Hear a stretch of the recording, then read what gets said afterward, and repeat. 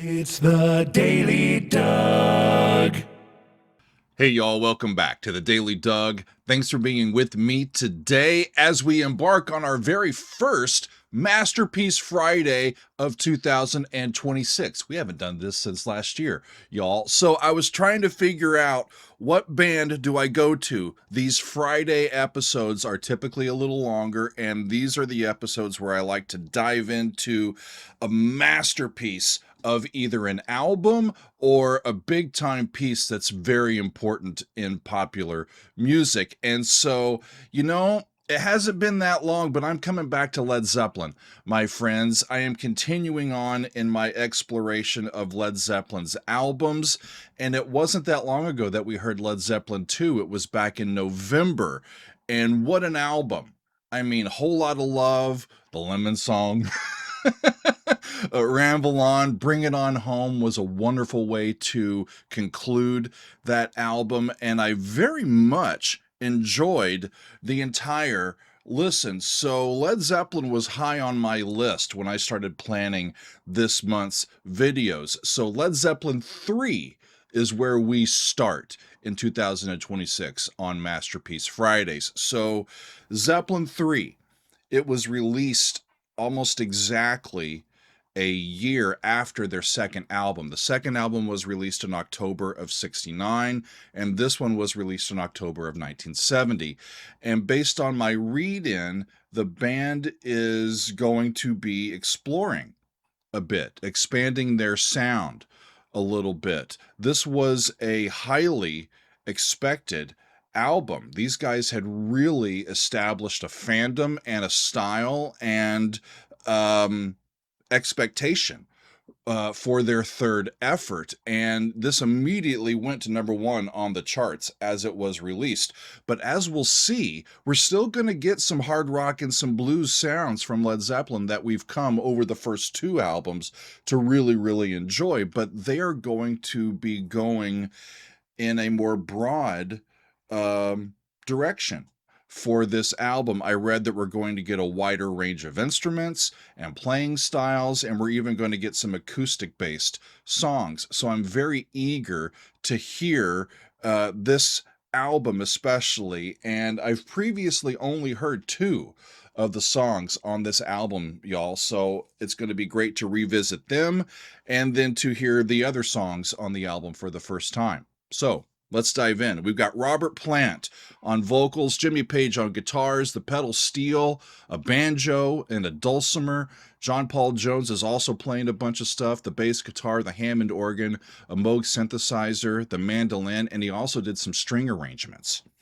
And of course, John Bonham is on drums and percussion. I have this set, y'all, to go like we've done. Sometimes I do song by song, and sometimes I just put on a track or a side at a time. And that's what I'm doing today. I've got all of side one ready to go. If I want to stop it, I will. But if not, we'll just drop the needle and let it go and enjoy ourselves as we hear the songs on this side of music. We start off, of course, with Immigrant Song, written by Page and Plant. And I heard this one on the channel back in February of 2024. I remember vividly. Of course, I didn't remember what the name of the song was, but I had heard that legendary vocal riff from Robert Plant in the past. So we're singing about Valhalla, we're singing about the heroes of Norse mythology, and I'm ready to get it going, y'all. By the way, this was the only single that was released from this album, so it's appropriate that we start with it. This is side one of Led Zeppelin 3, and we begin with the Immigrant Song. Here we go.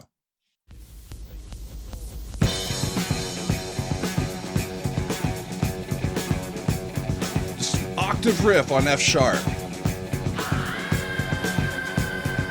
and the clarion call from Robert.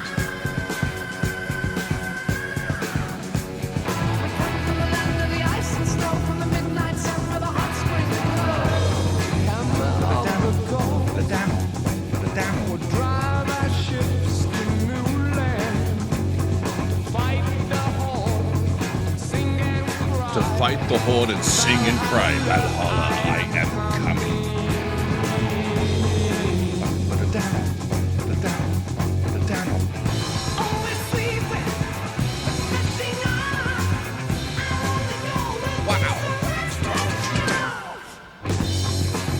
Cool.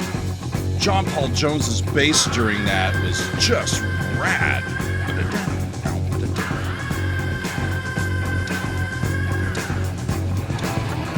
So down by step to E. Back up to F sharp, tonic.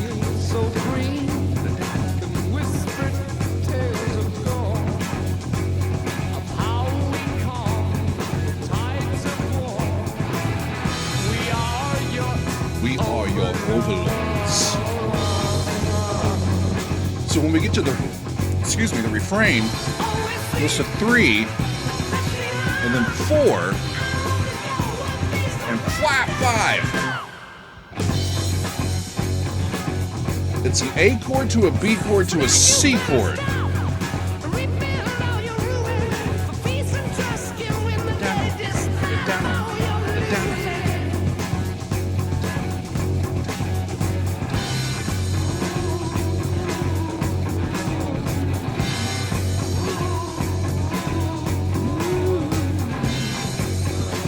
Got to add in the vocalisms, doesn't he?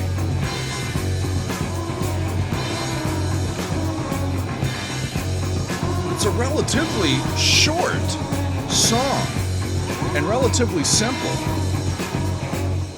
There's not a big guitar solo in it. And off we go into the next song. It's called Friends. Another one by Page and Plant.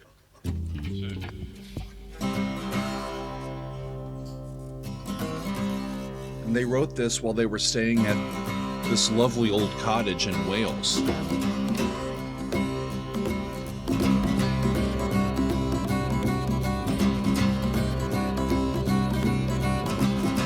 And there's that acoustic, right?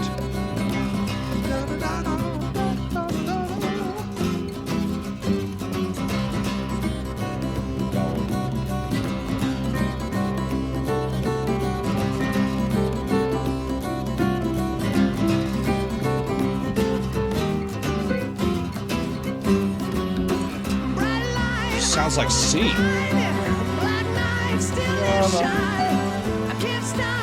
Tritone. Whoa!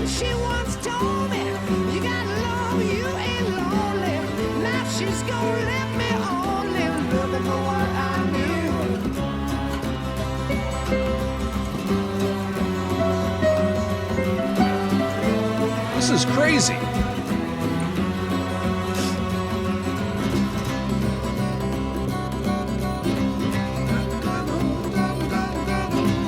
It's like a folk song, and then it goes into places that I was not expecting. I'm telling you now, the greatest thing you ever can do now is trade a smile with someone who's blue now. It's very easy, just. The greatest thing you can ever do is trade a smile with someone who's blue. I like that. And there's the strings.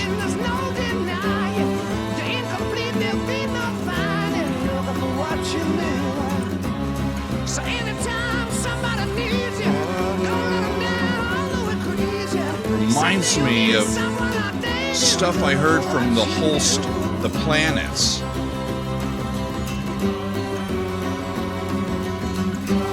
That's what that motive reminds me of.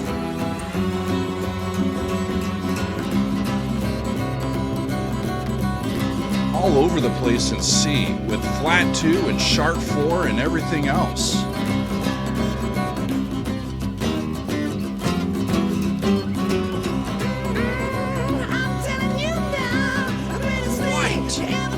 A new sound for them.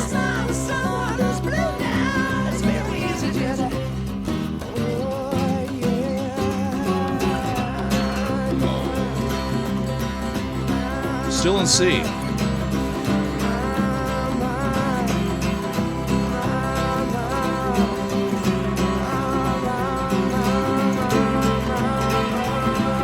And it's C major. The they're really landing on, that they've colored in really chromatic ways.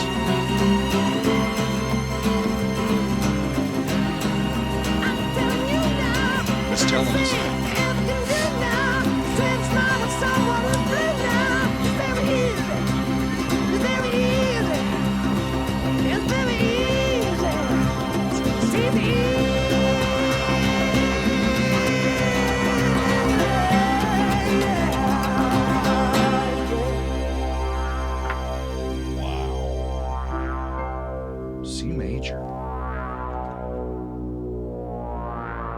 Not anymore. What is that? Went down a minor third.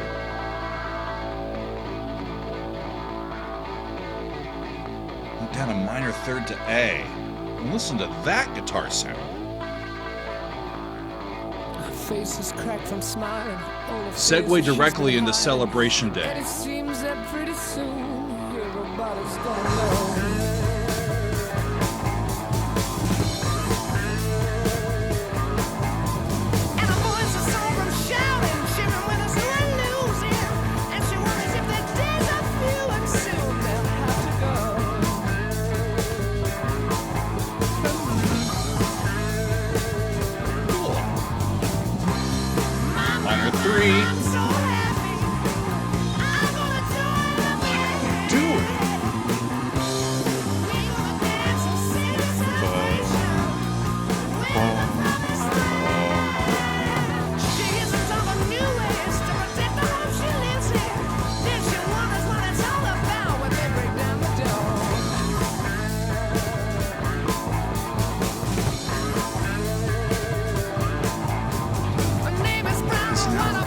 Brown or white or black.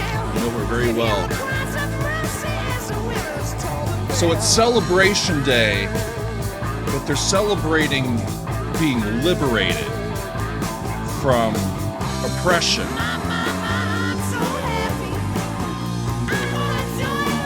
Yeah, what are they doing?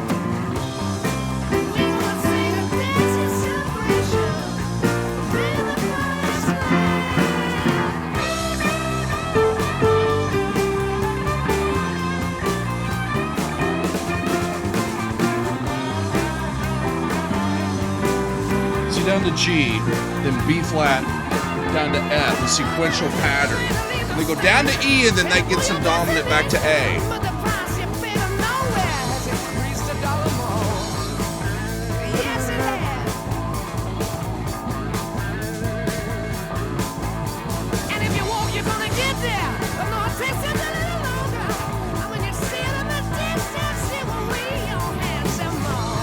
I wish his voice was a little lower in his range. He's too high the whole time. He needs to get down and give us a different color.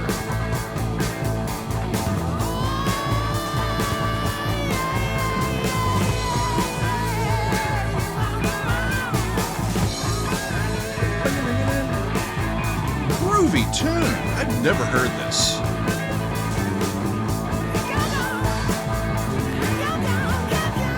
Yeah, Celebration Day. But it's not like D-Day or a party. Well, it is a party, but it's based in some backing circumstances that I want to take a look more into. Cool song. I love the segue too. That drone just kind of re-racked us. Okay, I'm going to pause that before we get into the next tune. Okay, Celebration Day. It's written by Page and Plant and Jones. And so at the very beginning, her face is cracked from smiling all the fears that she's been hiding. She's hiding. She's putting on her mask, you know. And it seems that pretty soon everybody's going to know. And her voice is sore from shouting, cheering winners who are losing. And she worries if their days are few and soon they'll have to go.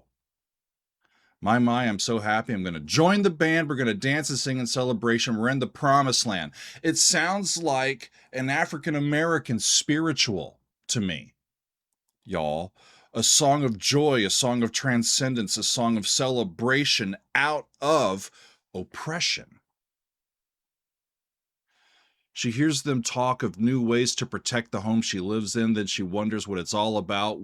When they break down the door, her name is brown or white or black. You know her very well. It happens to everybody now, right? You hear the cries of mercy and the winners toll the bell. So it's not just African Americans, it's everybody caught up in an unjust system, an unjust society. That's what I get from that. I really, really like it. It makes sense. It's in, 69, 70. There's a lot of shit going on in the world at that particular time. There's a lot of shit going on in the world right now. I understand it. I understand the perspective, and I really thought it was a fascinating tune. I liked it. I liked all of it. It was really cool. So the next one is one that I have heard, and I remember really liking it. So I'm excited to hear it again. Since I've Been Loving You, another Page Plant and Jones tune. I heard it last February. So it's been almost a year. And let's waste no more time, y'all. Let's get back into side one. And the song is Since I've Been Loving You. Here we go.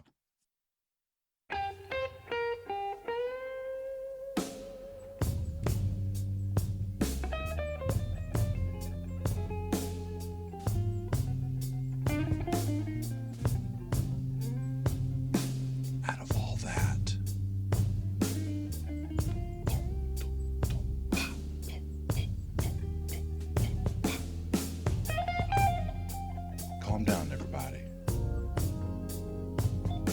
You wanted some blues? We'll give you some blues. It's fine.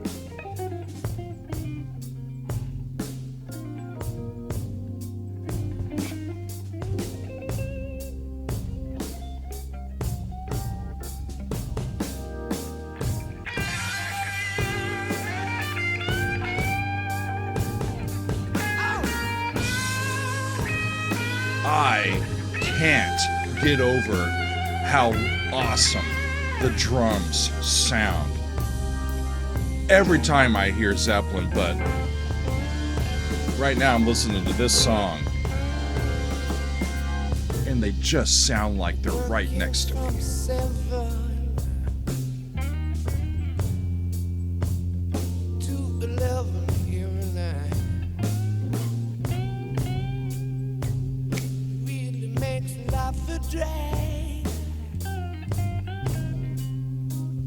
I don't think that's right.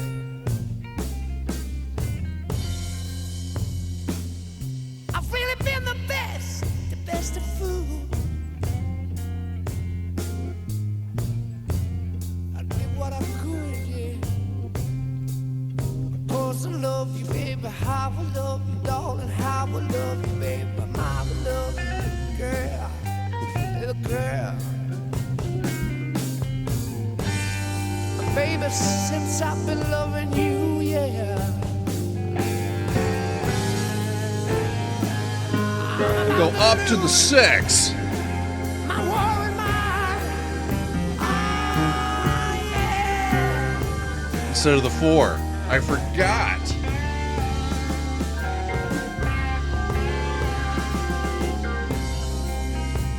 Everybody trying to tell me. Everybody is trying to tell me. So it goes to the 4 and then back. C minor. Lord, let me tell I really did the best I could. Did the best he could, y'all. I've been working from 7 to 11 every night. I said it kind of makes me laugh. Drag. Working to 11 every night makes life a drag. Listen to the organ, y'all. So there's the 5. Normally we'd expect it to go down, but it goes up to the A flat before it goes down to the F, then 3, 2, 1,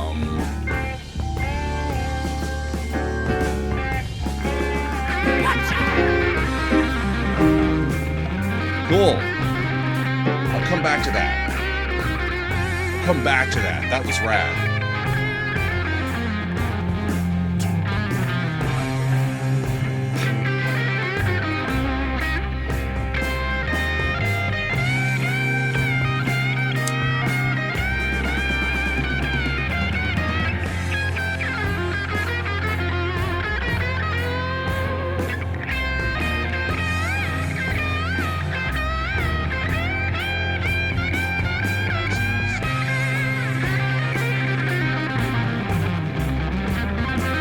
Jimmy fucking Page, y'all.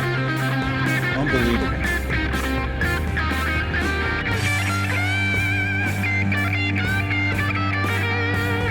Let's see if they do it again. Up to the flat 6. 4. Then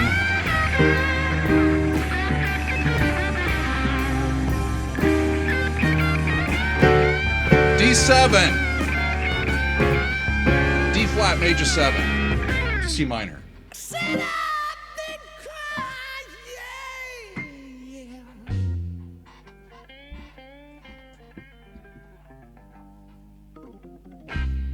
Oh, my tears, they fell like rain. Awesome. Don't you hear Yeah. that? Don't you hear the ball? That's 5 of 5. It's an altered predominant. But it goes straight to that 1 through. Right? Goes to the tritone substitution, goes to flat 2. Do you remember, Mama, when I knocked up on your door? I said A really chromatic, bluesy way to do a 2-5-1.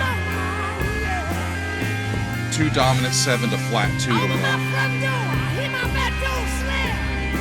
You know I'm not saying one of them new panels back doors. Tonic becomes a dominant chord. 5 to 4. I've been working from 7 to 11 every night. It kind of make a lot of drag. This might be my favorite song of theirs. Might be.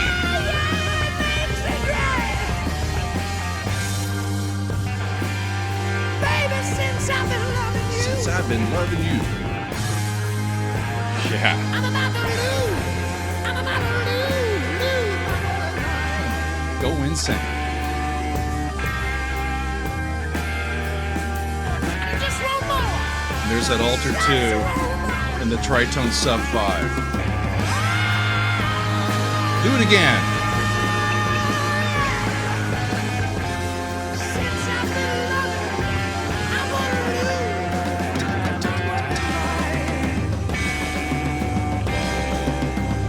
Hey. Ba-dum,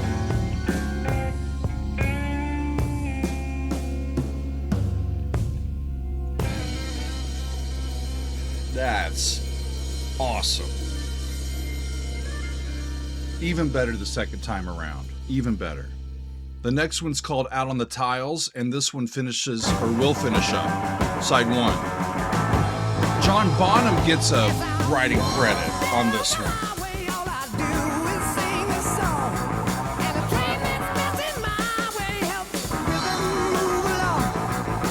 Listen to the dual riff.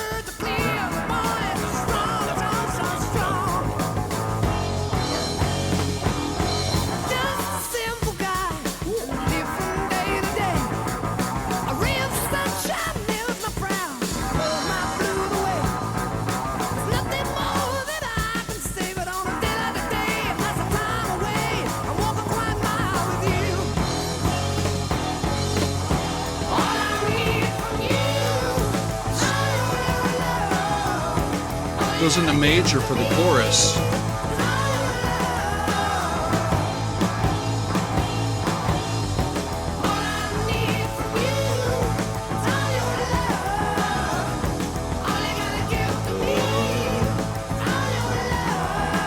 It's like E to A.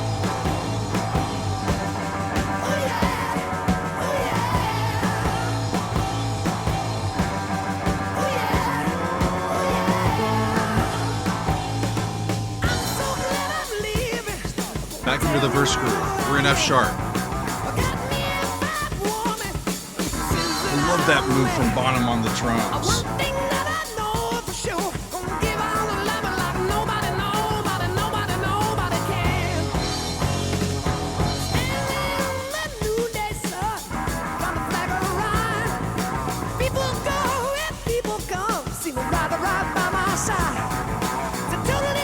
That's a danceable riff, y'all.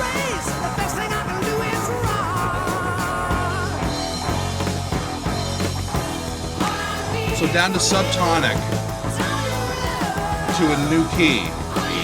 A to E.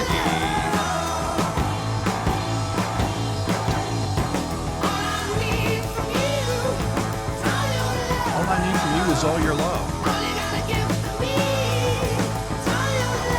That's all you gotta get.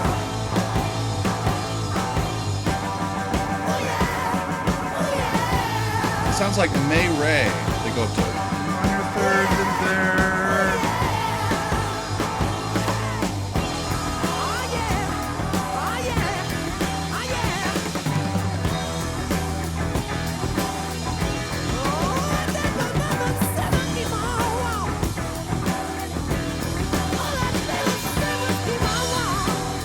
All I really said is be my one.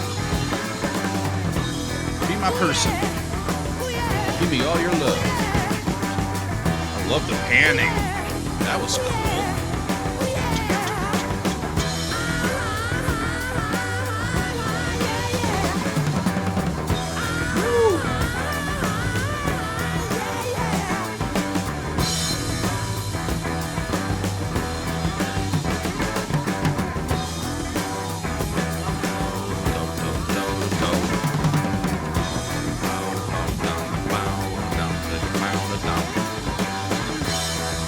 Good old minor riff to play us out.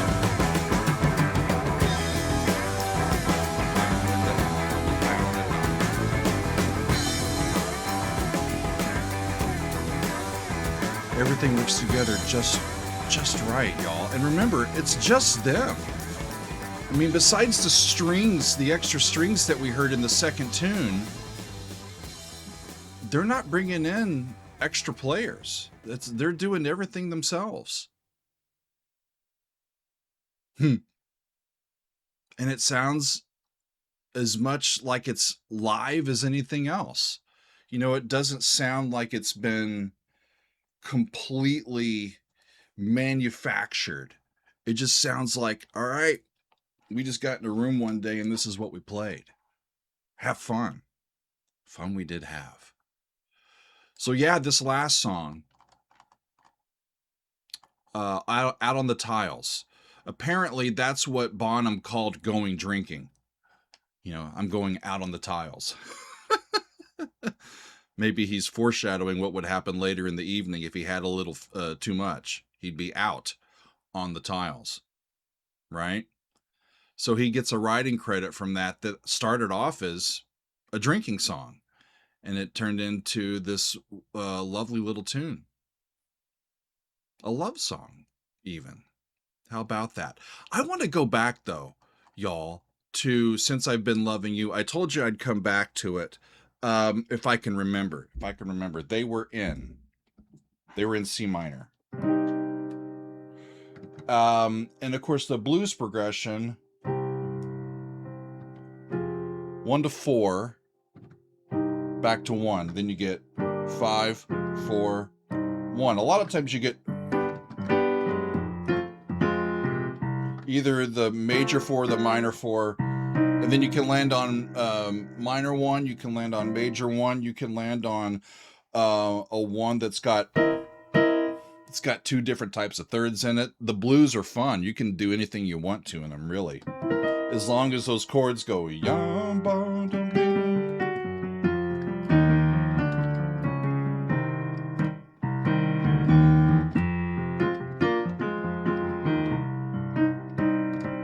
But this one, when they got to the minor 5, they went up to A flat. And then they got down to the F.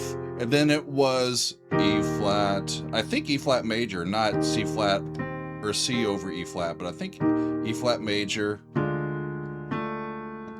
can't remember if they use D minor or D diminished on the way down to A or to C, or if they just use no chord. But then they got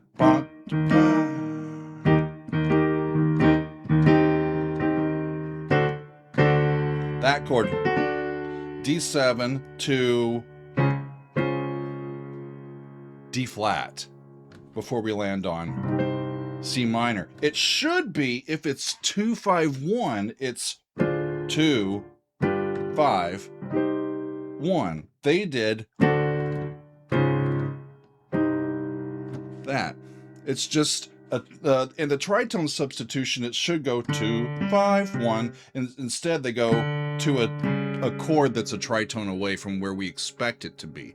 We expect it to be the dominant, but it's the flat 2 instead. And so we get the upper leading tone resolution to C. And I was playing it with a C up here and a D flat down there, like a major 7th chord. They probably weren't putting that major 7th in.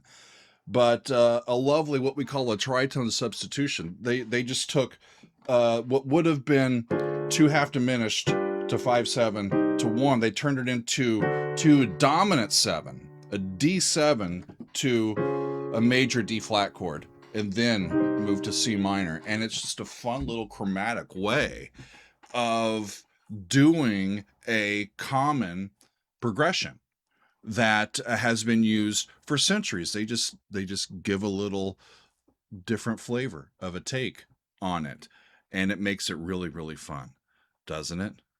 Really, really fun. I love that song. I love the whole side. By the way, y'all, Friends I thought was really cool. And of course, Immigrant song gets us off and running. Just, okay, don't catch your breath until the end, So as we turn the side over for next week, when I get back to this for side 2, we'll hear 5 more songs. And I don't think I've heard any of these. Gallows Pole, which is a traditional piece, looks like, that they arranged. Tangerine, which looks like a Jimmy Page tune. That's the Way. Brawny Our Stomp. Is that referring to the little cottage they were staying in Wales? Maybe. And then the final tune, Hats Off to Roy Harper, which is a traditional that's been arranged. So I haven't heard anything. I heard 2 of these. I had heard 2 of these that we heard today previously, but next week it's going to be all new territory for me, and I'm really excited to finish it up next week. And the last thing I'll leave you with, y'all, is that quite a bit of what I ended up reading about this album was about the expectations of critics and of fans, and how the music did not fit with their expectations, and bickering going on. The band, of course, sticking up for their music, and a lot of the fans sticking up for it. Some of the fans maybe not. The critics were the main ones that were critical. And it seems like they were really hoping for and looking for the next Whole Lotta Love. And they were disappointed in not finding it on this album. But it looked like the public loved it anyway, and continues to love it. Like I said, it went to the top of the charts immediately, and it topped the UK charts for 40 weeks. It topped the US charts for 19 weeks. And it has since become certified 6 times platinum. It's not their best-selling effort, but it's a beloved album, and historic, I think, turning point for them as they're moving away. They're moving on, or not moving away. They're growing from where they started, continuing to incorporate all of those sounds and those inspirations that they grew up with, and that is a part of them.